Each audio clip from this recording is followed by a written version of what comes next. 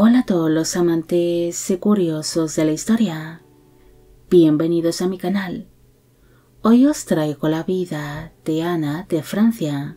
también conocida como Ana de Bouillé.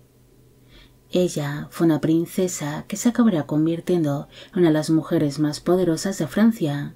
logrando restablecer la autoridad real y dominar el panorama político durante su regencia, gobernando Francia durante la minoría de edad de su hermano, el rey Carlos VIII de Francia, además de que llegó a ser duquesa consorte de Borbón, siendo una mujer que dedicó su vida a la gobernación, a luchar por los intereses de su familia y a preservar el ducado de Borbón. Esta biografía es realizada por petición de Guido, Ricardo Ocádiz, Andrea Díaz, María Cáceres y Fabiola Cerruto. Ana de Valois nació el 3 de abril de 1461 en el castillo de Genappe, en el ducado de Borgoña, actualmente en Bélgica. Fue hija del rey Luis XI de Francia y de la esposa de este, la reina Carlota de Saboya. El matrimonio tuvo 8 hijos en común, siendo Ana la cuarta de sus vástagos. Cuando la niña nació, su padre aún no era rey de Francia, sino que era su abuelo paterno, el rey Carlos VII de Francia, quien reinaba en ese momento, siendo por ello sus padres los herederos de la corona francesa como delfines de Francia.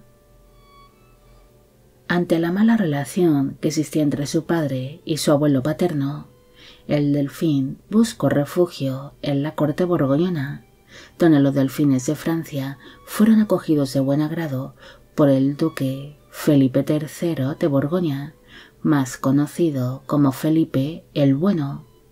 Por esta razón, tanto Ana como sus hermanos mayores nacieron lejos de la corte francesa. Al nacer, la princesa se convirtió en la hija mayor de sus padres los delfines, debido a que para entonces sus hermanos mayores ya habían fallecido.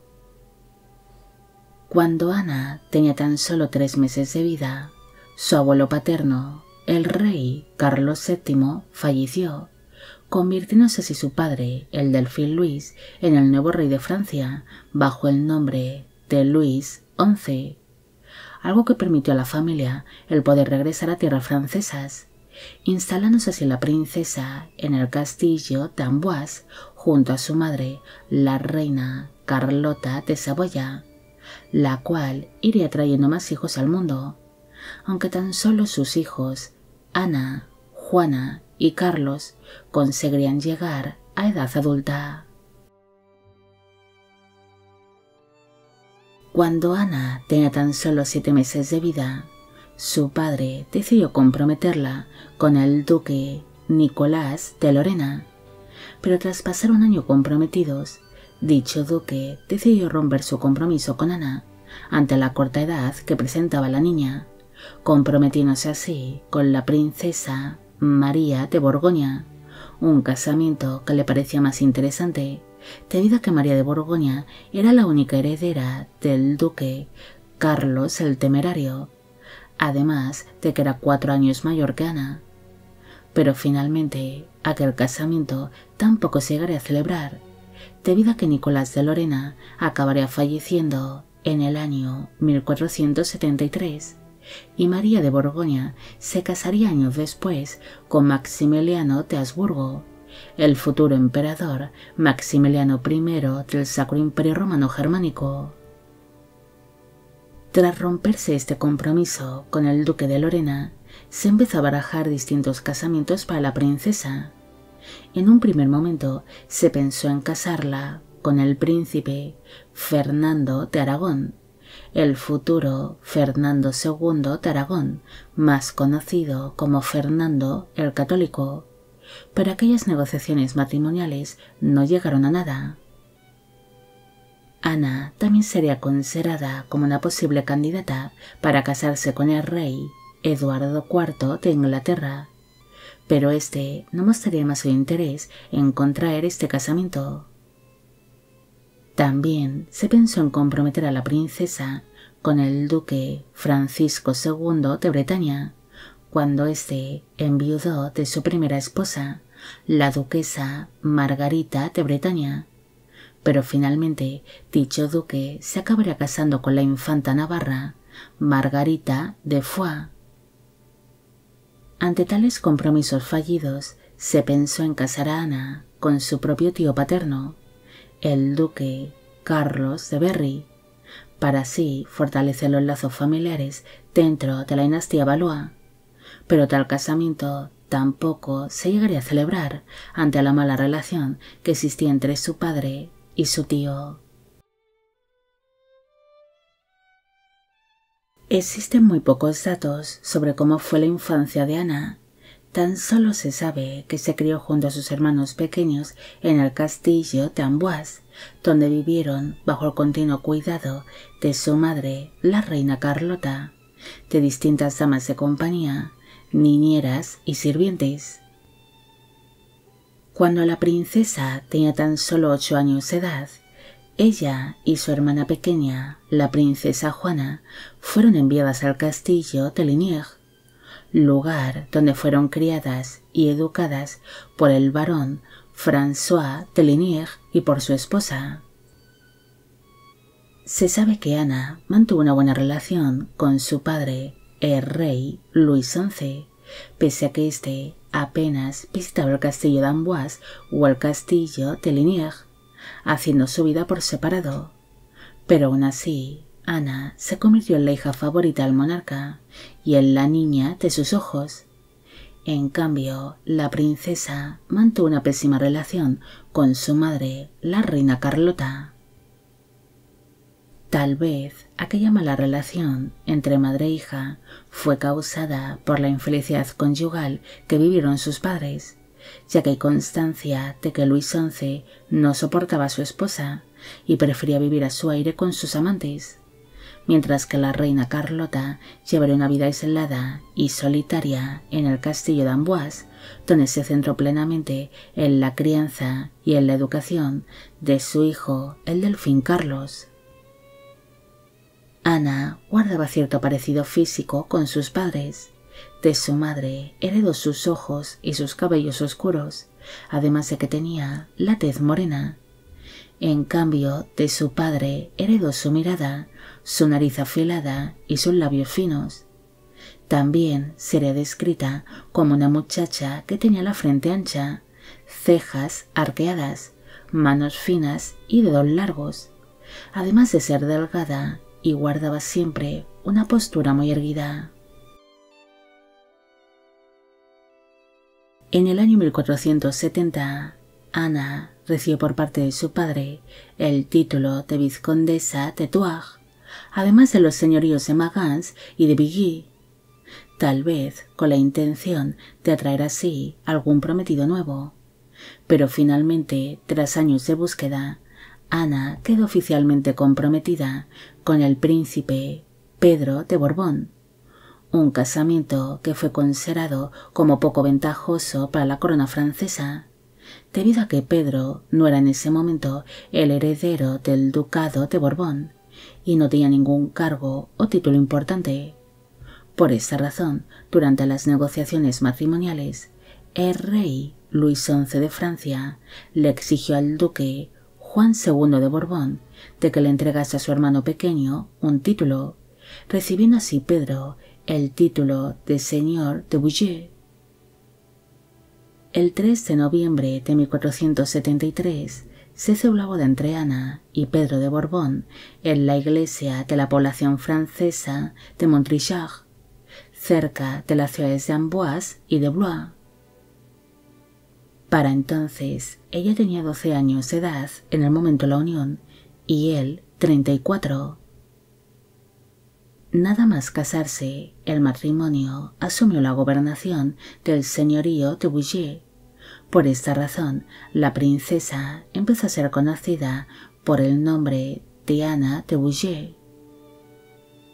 Aquel matrimonio pronto sería dominado por Ana, al tener más ambición y astucia que su marido, el cual era descrito como un hombre de buen porte, pero poco hábil para la política y la administración, controlando así Ana tanto la gobernación del señorío de Bouillé como de las propiedades que llegó a poseer el matrimonio, además de que gracias a ella, su marido logró recibir por parte de la corona francesa el cargo de teniente general de Francia. Tras celebrarse esta boda, el matrimonio empezó a formar parte de la corte del rey Luis XI, empezando así a pasar más tiempo con su padre. Ana pronto sería descrita por sus contemporáneos como una princesa que guardaba un gran parecido con su padre, siendo vista como inteligente, ambiciosa, perspicaz, altiva, ingeniosa y muy astuta. Se sabe que entre padre e hija existe una gran adoración mutua. Ana admiraba mucho a su padre, viéndole como un hombre muy hábil para la política, además de considerarle como un brillante estratega y gobernante. Luis XI también llegaría a admirar mucho a su hija, viéndola como una mujer de mente sutil. Incluso se dice que en ciertas ocasiones se arrepintió de que Ana no fuese un hijo varón que pudiese heredar la corona francesa, ya que pensaba que podría haber sido una excelente monarca si hubiese sido un hombre. Luis XI de Francia se empezó a preocupar por el destino del futuro de Francia durante su década final de vida, debido a que empezó a sufrir de una serie de problemas de salud. Así que decidió dictar un testamento donde reconocía a su hija Ana y al marido de esta, Pedro de Borbón, como los regentes de Francia, si su otro hijo, el delfín Carlos, se sentaba en el trono francés a una edad temprana. Luis XI confiaba plenamente en las capacidades de su hija mayor para gobernar el reino de Francia, considerándola como la mujer más capacitada que había para ello. Incluso hay diferentes versiones de la frase que dijo el monarca sobre este asunto. Una de ellas dice que su padre llegó a decir de que Ana era la mujer menos loca de Francia. En cambio, otra versión dice de que sus palabras reales fueron: ella es la menos tonta de todas las mujeres, porque al destino no le convenía presentarme a ninguna inteligente. La elección de Ana como futura regente del reino de Francia no gustó para nada a la madre de la princesa, la reina Carlota de Saboya, quien enseguida se mostraría en contra de tal decisión, prefiriendo que la regencia del reino cayese entre las manos de su cuñado, el conde Francisco I de Orleans-Longueville, quien era el marido de su hermana pequeña, Inés de Saboya. La falta de apoyo materno en aquella decisión ocasionó que la mala relación que existía entre Ana y su madre aumentase, iniciándose así una serie de disputas entre ellas. Mientras todo esto iba pasando, Ana se acabaría quedando embarazada de su primer hijo, alumbrando cuando tenía 16 años de edad a un niño que se llamó Carlos, quien recibió el título de Duque de Clermont. En el año 1483 falleció su padre, el rey Luis XI, a causa de su problema de salud, convirtiéndose así su hermano pequeño, el delfín Carlos, en el nuevo rey de Francia, bajo el nombre de Carlos VIII. Teniendo para entonces el monarca tan solo 13 años de edad cuando se sentó en el trono francés. Ante la minoría de edad de su hermano, Ana y su marido Pedro asumieron la regencia del reino de Francia, aunque en realidad fue la princesa quien dominó la regencia ante la falta de habilidad política de su marido. Tras convertirse en regente, la mala relación con su madre continuó, debido a que no recibió en ningún momento su aprobación, pero finalmente su progenitora acabaría falleciendo unos meses después de que Ana asumiese la regencia, falleciendo a causa de una serie de problemas respiratorios, muriendo así en medio de las disputas que estaban manteniendo madre e hija. La regencia de Ana y de su marido Pedro no fue nada fácil, teniendo que superar muchas dificultades, como por ejemplo el descontento de la nobleza y de los vasallos de la corona francesa, los cuales habían sufrido una gran opresión durante el reinado de Luis XI de Francia, estallando así en el año 1485 un conflicto conocido como la Guerra Loca, donde la corona francesa hizo frente a los levantamientos que se llevaron a cabo por parte de los nobles y los señores rebeldes, enfrentándose así contra los ducados de Lorena y de Bretaña, el condado de Auvernia, el principado de Orange y el señorío de Albret. Los regentes de Francia consiguieron resistir tales levantamientos, consiguiendo establecer la autoridad real, aunque también se vieron obligados a ceder una serie de tierras, de propiedades y de poder a dichos nobles y señores rebeldes, como es el caso del duque Luis d'Orléans, el futuro rey Luis XII de Francia, quien sería uno de los nobles que encabezaron aquellos levantamientos contra la corona francesa. La regente pronto inició una serie de rivalidades con su propio cuñado, el duque d'Orléans, el cual ansiaba apoderarse de la regencia de Francia, pero Ana logró mantener su cargo gracias al apoyo del Consejo de la Regencia y de los Estados Generales de Francia, los cuales consideraban a la princesa como una mujer bastante capacitada para asumir la regencia, viéndola como una gobernante hábil, fuerte y formidable. La regente de Francia también interfirió en la política exterior, especialmente en los asuntos ingleses. Ella mostraría su gran apoyo a Enrique Tudor durante la última etapa de la Guerra de las Dos Rosas, mostrándose así en contra del último rey de la casa York, Ricardo III de Inglaterra. Ana le proporcionó a Enrique Tudor una serie de tropas francesas que acompañaron al líder del bando Lancaster en algunos de los conflictos contra la casa York, especialmente durante la batalla de Bosworth, en la cual acabaría falleciendo el rey Ricardo III, algo que permitió a Enrique Tudor el poder sentarse en el trono inglés bajo el nombre de Enrique VII, empezando así a reinar en Inglaterra la casa Tudor. Ana era consciente de que la regencia que compartía con su marido acabaría llegando a su fin en algún momento. Por esta razón, hacia el final de su regencia, ella centró su atención en el ducado de Borbón, el cual estaba siendo gobernado por su cuñado, el duque Juan II de Borbón. Su cuñado no había logrado que ninguno de sus hijos legítimos consiguiesen llegar a edad adulta, pero sí tenía un hijo nacido de una relación amorosa que había mantenido con la noble Juana Luisa de Albret, un niño que sería conocido como Carlos el Bastardo de Borbón. Ana temía que este hijo ilegítimo acabase siendo legitimado por su padre, el duque de Borbón, al ser el hijo de una noble francesa, así que la regente ejerció una gran presión sobre su cuñado para que dejase por escrito de que Carlos de Borbón era un hijo ilegítimo y que no tenía derecho alguno sobre el ducado de Borbón, concediéndole tan solo una serie de títulos nobiliarios, además de que este hijo ilegítimo acabaría fundando una nueva rama familiar de la casa Borbón, los Borbón-Lavedón. Gracias a esto, Ana logra apartar a la única amenaza que había en su camino, logrando así que su marido se convirtiese en el único heredero del ducado de Borbón.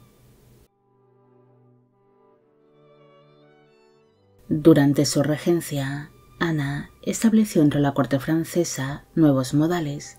obligando a los cortesanos a comportarse de una manera más refinada, establecían una serie de pautas que deberían de seguir, como usar servilletas durante los banquetes, usar trozos de tela para sonarse la nariz o no escupir al suelo. La regente también se preocupó por los modales y la educación de los hijos de la alta nobleza, llegando a coger en su corte a algunos de ellos, especialmente mujeres, como es el caso de Luisa de Saboya, quien se acabaría convirtiendo en la madre del futuro rey Francisco I de Francia, además de ejercer como regente de Francia en diferentes ocasiones. Ana también se ocuparía de supervisar la crianza y la educación de la princesa Margarita de Austria, hija del futuro emperador Maximiliano I del Sacro Imperio Romano Germánico, y de la primera esposa de este, María de Borgoña. Dicha princesa era la prometida del hermano de Ana, el rey Carlos VIII, y había sido llevada hasta la corte francesa para recibir una buena educación que la fuese preparando para su posible papel como reina consorte de Francia. En el año 1488, la situación de los regentes de Francia cambió, debido a que había fallecido su cuñado, el duque Juan II de Borbón, convirtiéndose así su marido en el nuevo duque de Borbón, bajo el nombre de Pedro II. 14 años después de haber tenido a su primer hijo, Ana se volvió a quedar embarazada, alumbrando en el año 1491 a una niña que se llamó Susana, convirtiéndose ésta en el último vástago que llegaron a tener los regentes.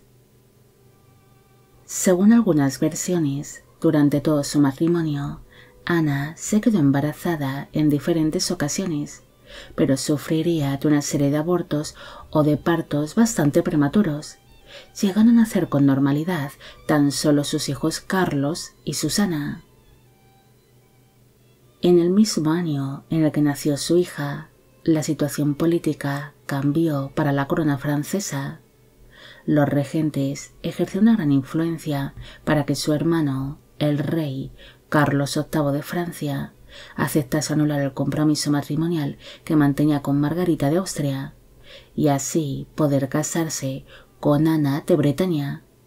una rica heredera que se había convertido recientemente en duquesa titular de Bretaña, siendo este casamiento más interesante tanto política como territorialmente,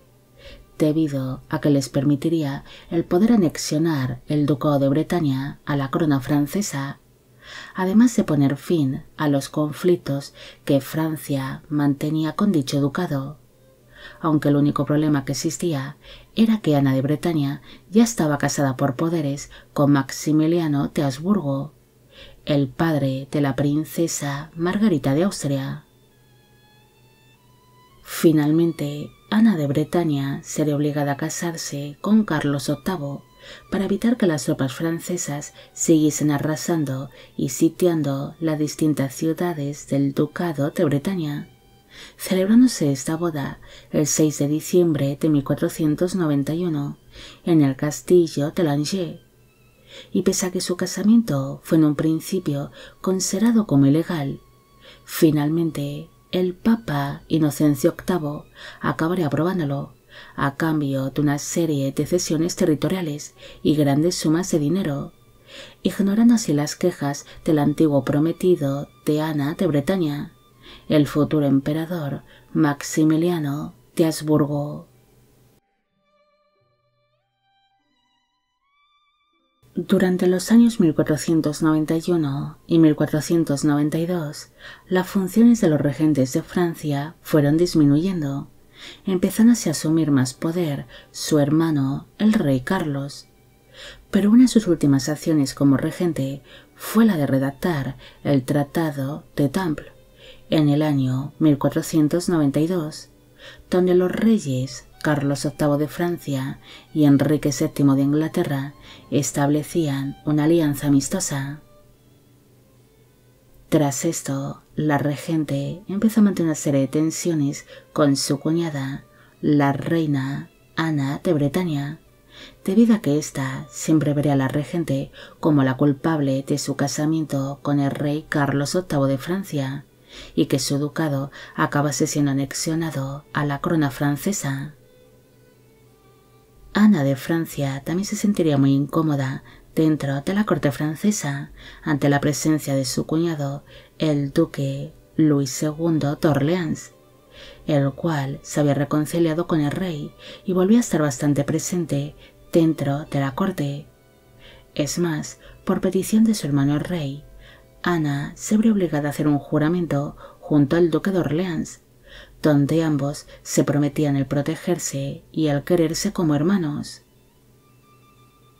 Tras realizar este juramento, que fue un tanto humillante para Ana, ella y su marido abandonaron definitivamente la regencia en el año 1492, instalándose así en el ducado de Borbón junto a sus dos hijos. Durante esta nueva etapa en el ducado de Borbón, Ana se mostraría como una mujer que dominaba tanto su matrimonio como dicho ducado, siendo ella quien realmente se ocupaba de los asuntos de Estado y de la administración de los dominios de su esposo. En el año 1498, Ana sufrió de una serie de pérdidas familiares que serían muy sentidas por ella.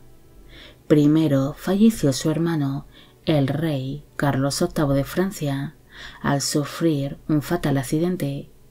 y como éste no había logrado que ninguno de los hijos que había tenido con su esposa, Ana de Bretaña, llegasen a edad adulta, el trono francés fue ocupado por su odiado cuñado, el duque de Orleans, quien pasó a ser conocido como Luis XII de Francia. Es más, este acabará repudiando a la hermana de Ana, la reina Juana de Valois, para casarse con su cuñada, la reina Ana de Bretaña. En aquel mismo año, su único hijo varón, Carlos, falleció con tan solo 22 años de edad a causa de una enfermedad, muriendo sin haberse casado o tenido descendencia legítima, siendo esta noticia muy dolorosa para el matrimonio. Tras producirse esta muerte, su hija Susana se convirtió en la única hija que les quedaba a los duques de Borbón. Pero Susana siempre había sido una princesa demasiado delicada que sufría de una pésima salud. Es más, el hecho de que sobreviviese a la infancia fue una gran sorpresa para todos, debido a que muchos pensaban de que moriría durante la niñez, siendo esa situación un tanto angustiosa para Ana. Al quedarles tan solo una hija, Ana inició una serie de negociaciones con su cuñado, el rey Luis XII de Francia, para que éste le permitiese a su hija Susana el poder ser la heredera del ducado de Borbón, pese a ser una mujer, algo que fue aceptado por el monarca francés, bajo la condición de que si la princesa Susana fallecía sin descendencia, el ducado de Borbón pasaría a formar parte de la corona francesa. Al convertirse su hija en la nueva heredera del ducado de Borbón, ésta pronto empezó a recibir numerosas propuestas de matrimonio, quedando así la princesa comprometida con el duque Carlos IV de Alençon, un prometido que había sido sugerido por el rey Luis XII de Francia. Pero a Ana no le gustaba demasiado este compromiso, considerándolo más beneficioso para la corona francesa que para el ducado de Borbón. En el año 1503 falleció su marido, el duque Pedro II, convirtiéndose así su hija Susana, de tan solo 12 años de edad, en la nueva duquesa titular de Borbón. Ante la minoría de edad de su hija, Ana se convirtió en la regente del ducado, el cual ya había gobernado anteriormente durante todo el mandato de su marido. Ante su posición como regente, Ana decidió anular el compromiso de su hija con el duque Carlos IV de Alençon, casándose a Susana con su primo, el conde Carlos III de Borbón, un casamiento que fue ideado para que la familia Borbón siguiese gobernando el ducado, debido a que su yerno Carlos era el jefe de una rama inferior de dicha casa, los Borbón-Montpensier. Ana encontró en su yerno a un buen aliado, compartiendo así ambos la gobernación del ducado de Borbón, dedicándose conjuntamente a gobernar los dominios de su hija, debido a que Susana no se ocupaba ni de la administración ni de los asuntos de estado, llevando más bien una vida apartada, mientras su madre y su marido se ocupaban de todo. Ana permaneció siempre muy cerca de su hija y estuvo muy presente en su vida. Incluso llegó a escribir un libro donde le daba una serie de instrucciones a su hija, aconsejándola ser humilde, generosa y educada, aparte de que la animaba a rodearse únicamente de personas frugales. La regente también se ocuparía de gestionar la corte que los duques de Borbón tenían establecida en la ciudad de Moulins,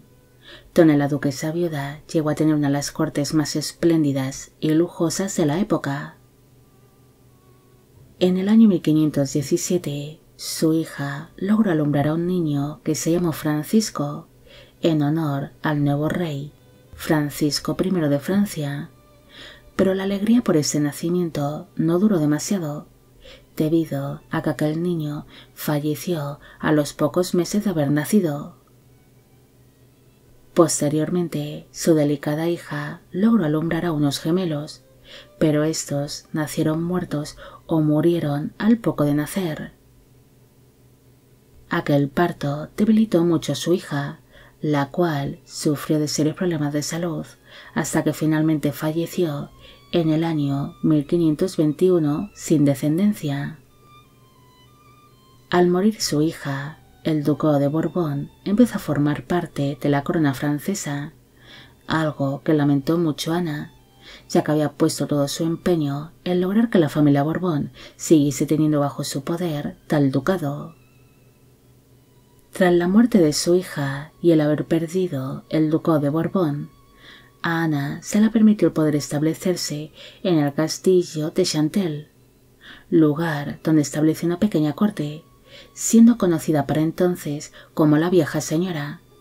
debido a que muchos de sus familiares, amigos, conocidos o contemporáneos ya habían fallecido. Según dicen las crónicas de su época, Ana llevó una vida bastante solitaria en aquel castillo, donde pasó sus últimos meses de vida bajo una continua oscuridad y desesperación, además de que sufría para entonces de una serie de problemas de salud, empeorando su estado cada vez que recordaba las pérdidas familiares, sufriendo una gran agonía tanto física como mental, hasta que finalmente falleció el 14 de noviembre de 1522 a los 61 años de edad. Al no quedarle ningún descendiente o familiar cercano, ella dejó todo lo que tenía a Ana de Laval, quien se convirtió en su única heredera al ser descendiente de una de sus tías paternas, la duquesa consorte de Saboya, Yolanda de Valois. Ana llegó a ser una de las mujeres más poderosas de Francia, llegando a ejercer prácticamente en solitario la gobernación de todo un reino, debido a que su marido, Pedro, apenas prestaría atención a los asuntos de Estado, siendo ella quien dominó tanto su matrimonio como la regencia de Francia. Ana sería vista como una mujer que guardaba un gran parecido con su padre, especialmente en su forma de ser, siendo descrita como inteligente, ambiciosa y sutil, pero especialmente astuta, logrando dominar el panorama político de la época, pese a ser una mujer, ya que en aquellos tiempos muchas mujeres carecían de poder. Esta duquesa intentó en todo momento mantener unida a su familia, además de establecer la autoridad real,